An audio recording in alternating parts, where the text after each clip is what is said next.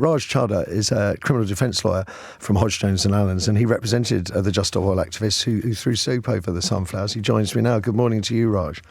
Good morning, Matthew. I'm tempted to ask you the question I'm fretting about, whether paintings are a case apart. But first of all, the sentencing. Were you surprised, disappointed by 2 years being handed down for Phoebe Plummer? Hugely disappointed. I think the judge sentenced the defendants for a crime that they hadn't committed. They were charged with damaging the frame of the painting, yet the sentencing remarks talked about the potential damage to the painting itself. And just as a fundamental principle, I think that is wrong. That is not what the jury convicted them of. And if the prosecution had wanted to charge that as an attempt, they should have done that. And so there's a fundamental problem here with the sentencing. Has the judge responded because of the nature of the attack? Is he perceiving an attack on Van Gogh as being an attack on, as I said in my introduction, like an attack on all of us, on an icon? It is an action on our cultural heritage. Of course it is. We'd all agree with that. But you have to look at what the effect was. The effect was damage in the region to the frame of around £10,000 and no damage whatsoever to the painting. And as the defendants had said throughout, it was a symbolic act. They sought to draw attention to their cause and rightly to their cause. So where we dispute and how this went wrong is, of course, we need to take into account conscientious motivation. That's been part of our legal fabric for over a century. And yet at the minute, we think sentencing in the UK has taken a wrong turn. And protest is almost seen as an aggravating factor rather than something that should be properly taken into account.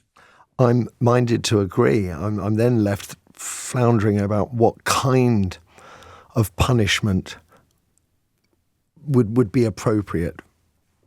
There's a range of punishments that would have been available to the judge, from community order to a suspended sentence rather than immediate custodial. And for one of the defendants, the judge accepted that she would not take part in any such actions or disruptive actions in future. So one really has to ask, what is the purpose of an immediate custodial sentence at a time when the prison population is so high, others are being let out of prison, and these two peaceful protesters are imprisoned? Michael's in Stockport. Good morning to you. You're absolutely right, Matthew. I mean, they are international treasures. I mean, if somebody was to set fire to a First Folio Shakespeare edition, to be honest, I'd be so annoyed I might shoot them. What if it was covered in glass and they just burnt the glass, or they had perspex and they just melted some perspex? Would you feel?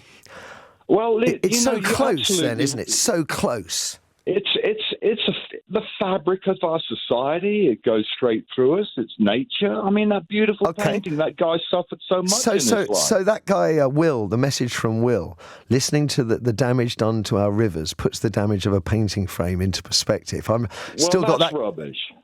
Let's face it. At the end of the day, the seas are going to rise and it's going to rain a lot.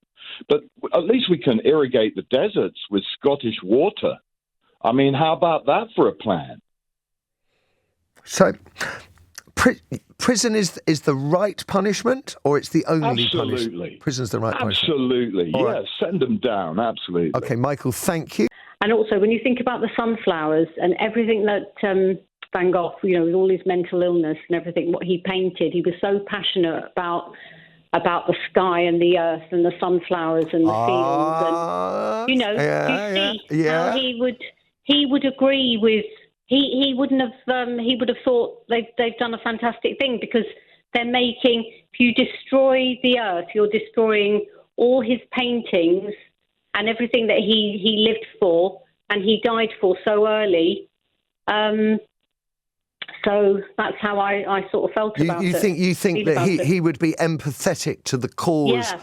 I hadn't considered that. I know, because you hadn't sort of, what you were saying. I was thinking, it just came to me that the feeling about the earth, the paintings, all his passion, when you think about all his amazing paintings, and that he never received any recognition while he was alive, did he? And the poor thing, his mental illness would be treated now, and it.